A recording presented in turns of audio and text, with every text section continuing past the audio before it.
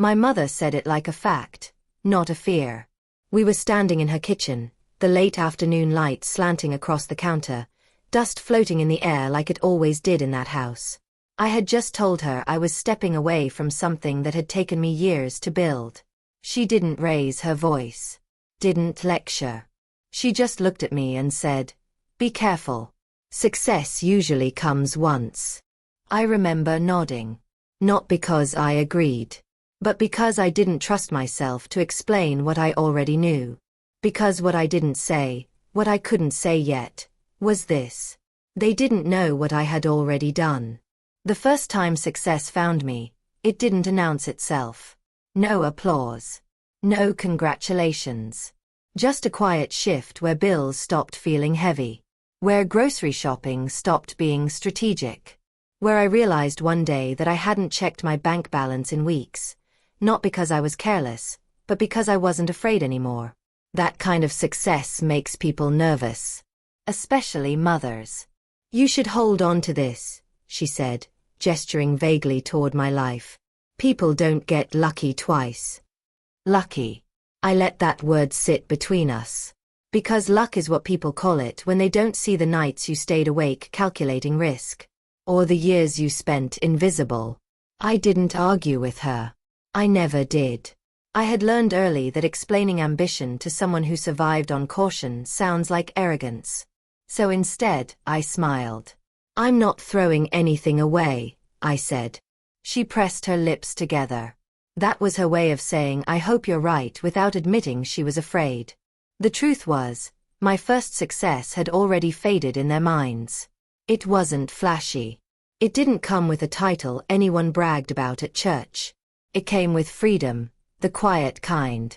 And quiet freedom is easy to dismiss. People around me talked as if I'd peaked. "She did well for a while," they said. "Good timing. Right place, right moment." I listened. I always listened. Because what they mistook for contentment was recalibration. When I stepped away, the comments came fast. "Why would you leave now? You should be grateful. You don't get a second chance at this." My mother didn't say "I told you so." She didn't need to. Her silence carried it. What none of them saw was that I wasn't starting over. I was starting again, which is different. Starting over comes from loss. Starting again comes from clarity. And clarity is expensive. I had paid for it already. The second path didn't look impressive. No big move. No dramatic pivot. Just a smaller door I walked through without telling anyone. I didn't update my resume. Didn't announce a new chapter. I simply adjusted my days. And began listening to a different rhythm. My mother noticed, of course. She always did. "You seem busy," she said one afternoon. I smiled. "Just focused," I replied. She watched me carefully then, like she was searching for signs of regret. She didn't find any. But that didn't comfort her. "You know," she said softly, "people don't always get rewarded for being brave twice." I reached for my coat. "Maybe," I said. What I didn't tell her was that bravery had nothing to do with it anymore. This wasn't about proving anything. It was about alignment. That night, alone in my apartment, I sat on the floor with my laptop open and my notes spread around me. No vision board. No 5-year plan. Just quiet momentum. And a strange sense of familiarity. Like I'd been here before. Only steadier. The first success had taught me how to survive. The second one, though no one could see it yet, was teaching me how to choose. And as my mother's words echoed in my mind, "Success comes once," I realized something she hadn't. It only looks that way when you confuse noise with substance. The silence after success is louder than failure. Failure invites advice. Success invites expectation. And when expectation disappears, people don't know where to place you. They just stop looking. After I stepped away, the invitations slowed. Not dramatically. Subtly. I wasn't asked for input anymore. My name stopped coming up in conversations that used to include it. At first, I wondered if I'd imagined my relevance. Then I realized something freeing. Relevance is a social agreement. And I'd quietly withdrawn my signature. My mother noticed the shift before anyone else. "They don't call you as much," she said one afternoon, stirring soup on the stove. I shrugged. "People get busy," I replied. She watched me from the corner of her eye. I could feel her searching for cracks. Regret. Fear. Second thoughts. She didn't find them. That made her uneasy. The truth was, I liked the quiet. It felt earned. The first time around, success had been loud inside my head. Constant pressure to keep it. To justify it. To prove it wasn't a fluke. This time, there was no audience. No countdown. Just room. The second venture didn't announce itself. It slipped into my life through routine. Early mornings. Long walks. Notes scribbled and crossed out. I worked from home more. Answered fewer messages. I stopped explaining my days to people who measured worth by calendars. When someone asked what I was doing now, I said, consulting. It was true. It was also vague. Vagueness is a boundary. My mother frowned when I said it. "That sounds uncertain," she said. "It's flexible," I replied. She sighed. "You're not 25 anymore." I smiled. "That's why I know what flexibility is worth." She didn't answer. Money came slowly at first. Predictably. Not impressive. But it came from multiple directions.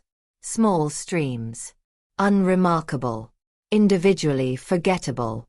Together. Steady. I remembered how the first success had arrived in a rush. One channel, one risk. This one was layered. Resilient. What surprised me most wasn't the income. It was my reaction to it. No adrenaline. No urgency. Just a quiet confirmation each month that I'd understood something correctly. That felt better than applause ever had. People assumed I was coasting on past success. "She set herself up," they said. "Must be nice." I let them. Because correcting them would have required exposing something still fragile. And I had learned not to shine light on seedlings. My mother asked again, a few months in. "Is this working?" she asked carefully. I nodded. She hesitated. "Enough."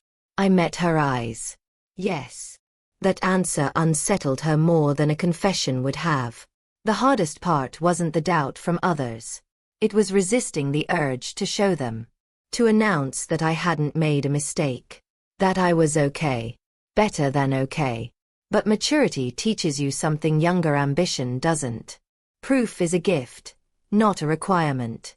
One evening, as I balanced my accounts, I realized something quietly monumental. The second success had crossed the line. Not into wealth.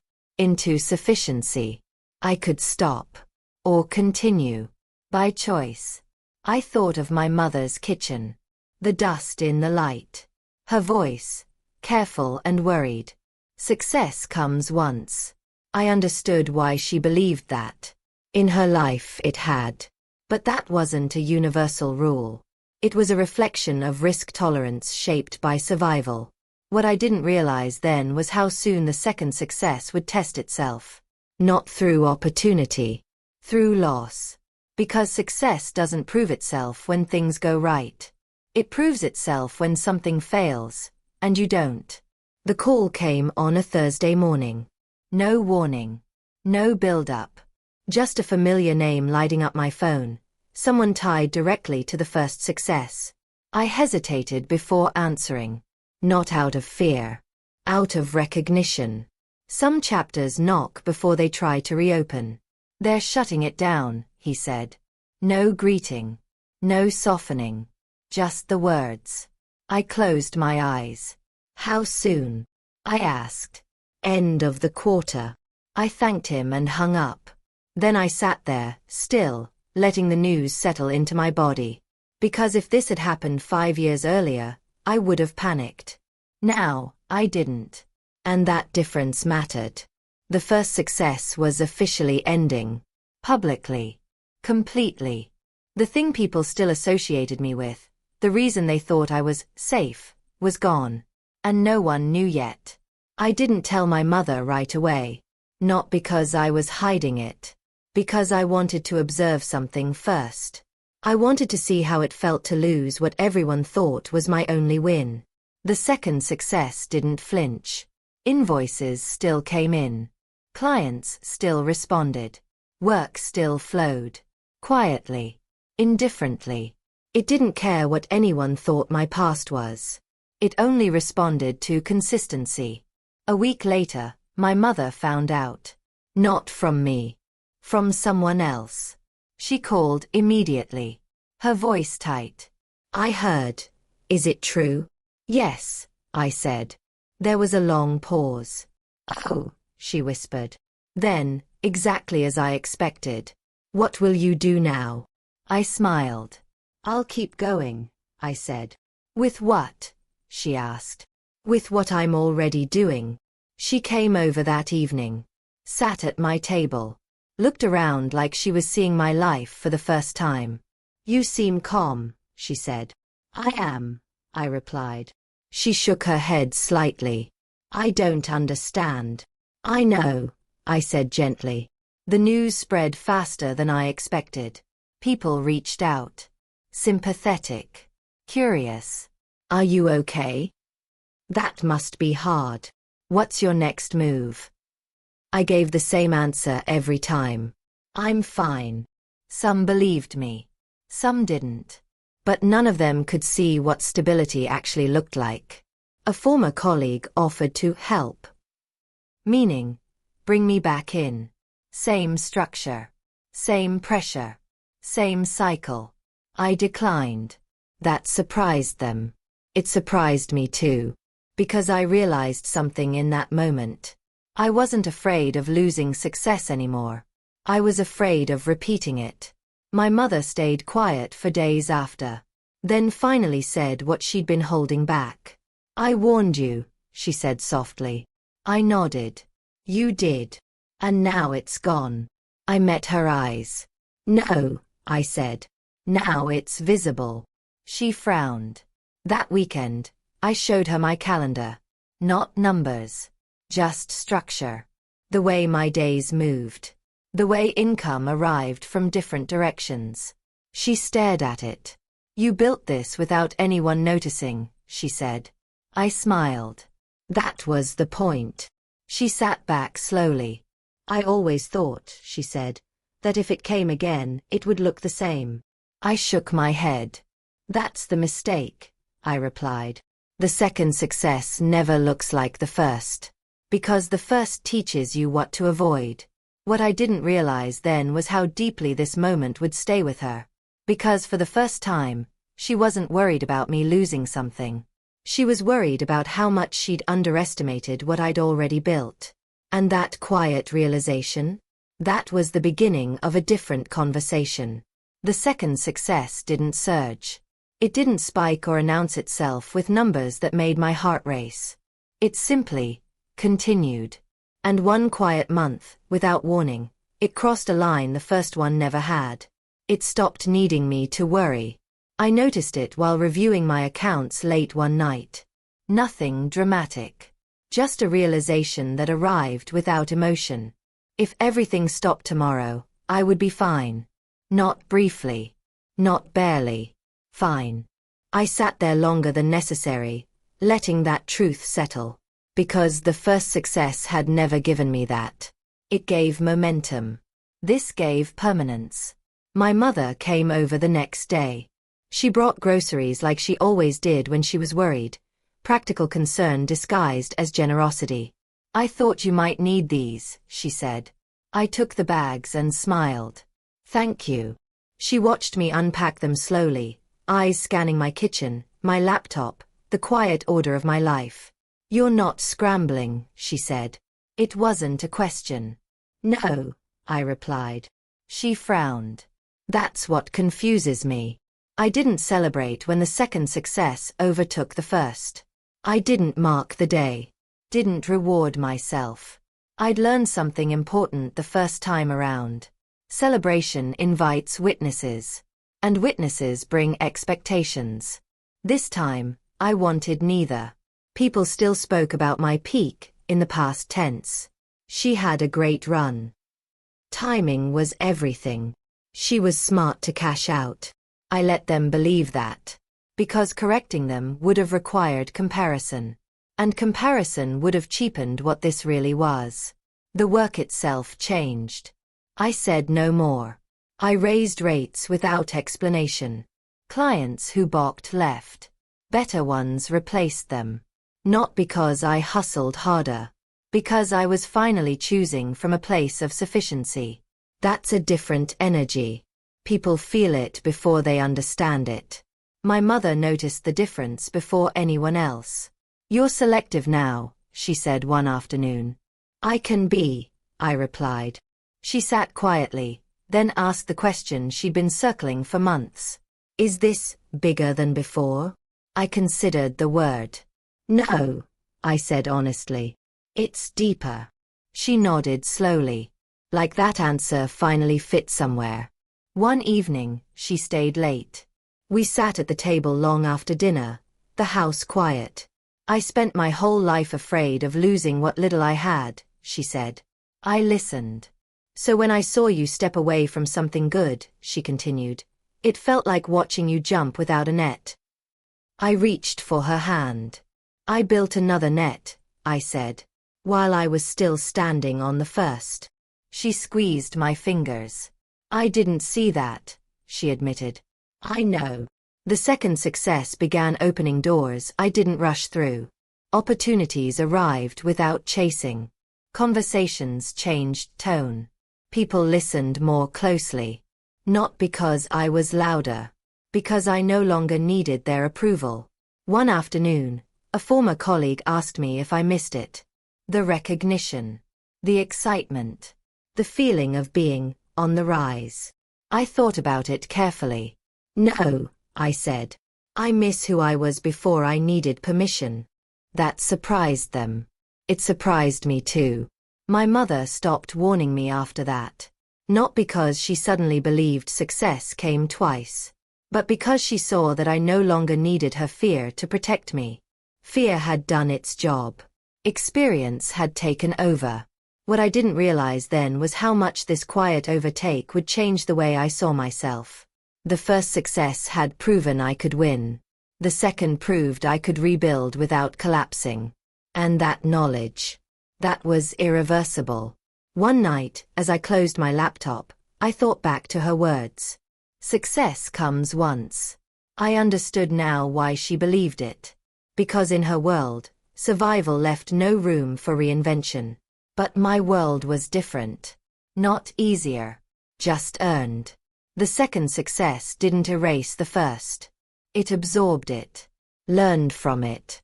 Outgrew it without resentment. And in doing so, it made something clear. Success doesn't come once. It comes as many times as you're willing to become quieter, wiser, and less interested in being seen. The world didn't notice all at once. It never does. It noticed in fragments. A shift in tone. A pause before questions. A different kind of invitation. The first signal came from someone who had ignored me for years. A message, polite and vague. "Would love to reconnect and hear what you've been up to."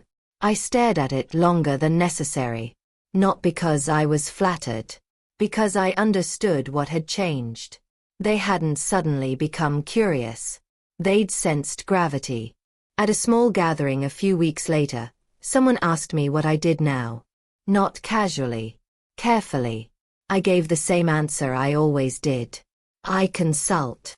They nodded, slower this time. "And before?" they asked. I smiled. Before was before. That answer unsettled them.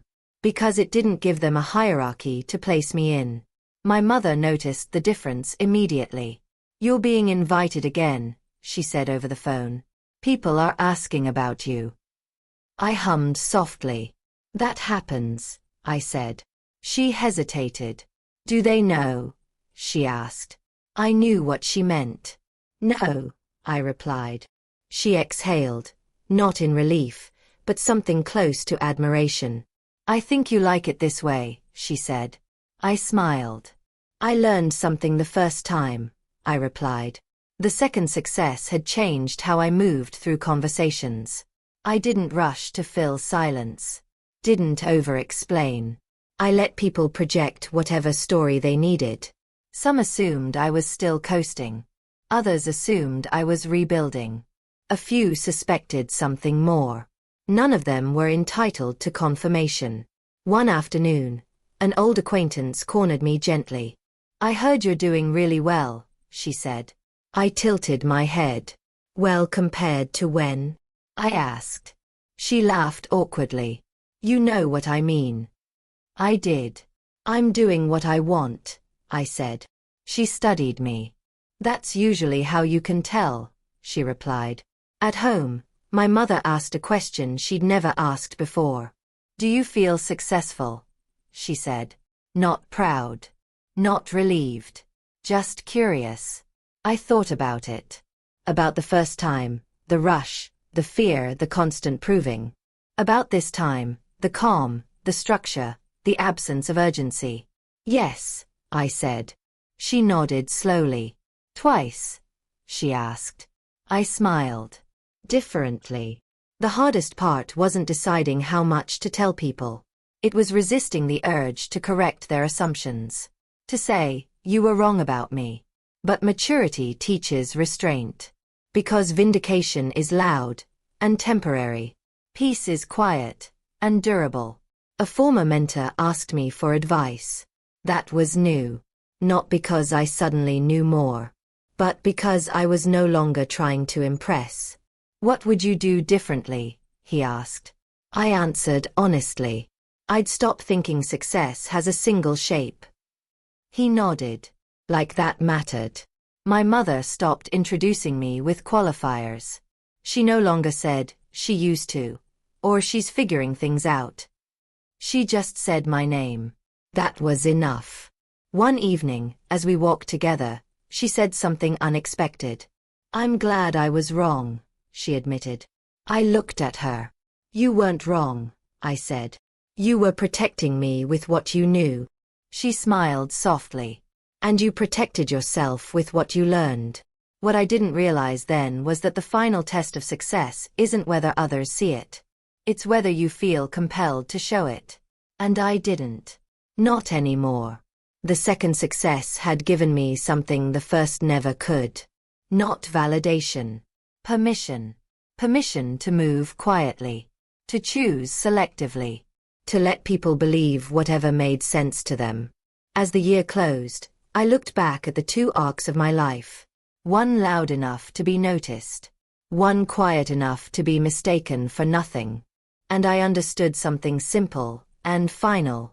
The second success wasn't smaller. It was invisible by design. Because the best chapters aren't written for applause. They're written for peace. My mother didn't bring it up right away. She waited. That was new. For weeks after the world began circling me again, carefully, politely, she said nothing about success, or risk, or how things usually go. Instead, she watched. And one evening, while we were folding laundry together like we had 100 times before, she finally spoke. I think I know why I said that, she said. I looked up. Said what? I asked. That success comes once. She folded a shirt slowly, smoothing the fabric with deliberate care. Because in my life, she continued, everything good came with a warning attached. I didn't interrupt. I'd learned that some truths need room. She told me things I'd never heard before. Not because they were secrets, but because no one had ever asked her to revisit them. The job she lost when she was younger, and never fully recovered from. The promotion she turned down because it felt too risky. The opportunity she didn't recognize until it was gone. In my world, she said quietly, you don't gamble with stability. You hold it tight and pray it lasts. I nodded. Because now, finally, her warning made sense. You weren't trying to limit me, I said. She shook her head. I was trying to keep you safe, she replied. From disappointment. From starting over. I folded another shirt. I wasn't starting over, I said. I was starting from experience. She looked at me then. Really looked. And that, she said, is the part one didn't understand. The first success had been about escape. From fear. From scarcity. From proving something to the world. The second was about construction. Layer by layer. Choice by choice. Without urgency. That difference mattered more than any number ever could. My mother asked something else then. Were you scared? She asked. The second time? I thought about it. Yes, I said. But differently. How? She asked. I wasn't scared of failing, I replied. I was scared of building something that looked impressive but felt wrong. She nodded slowly. That's a wiser fear, she said. In the weeks that followed, I noticed something subtle shift between us. She stopped giving advice. Not because she had nothing to say, but because she trusted my judgment. And trust, I learned, is louder than approval. One afternoon, she told a friend about me. I overheard it. She's doing well, my mother said. But she did it her own way. No warning. No caveat. Just fact. That was her version of pride. The second success didn't demand protection. It didn't ask me to guard it obsessively. It allowed for rest. For curiosity. For space. And that's when I realized why it felt so different. The first success required constant defense. The second one had boundaries. I stopped measuring my life in milestones after that. Stopped asking if something counted. I started asking different questions instead. Does this support the life I want?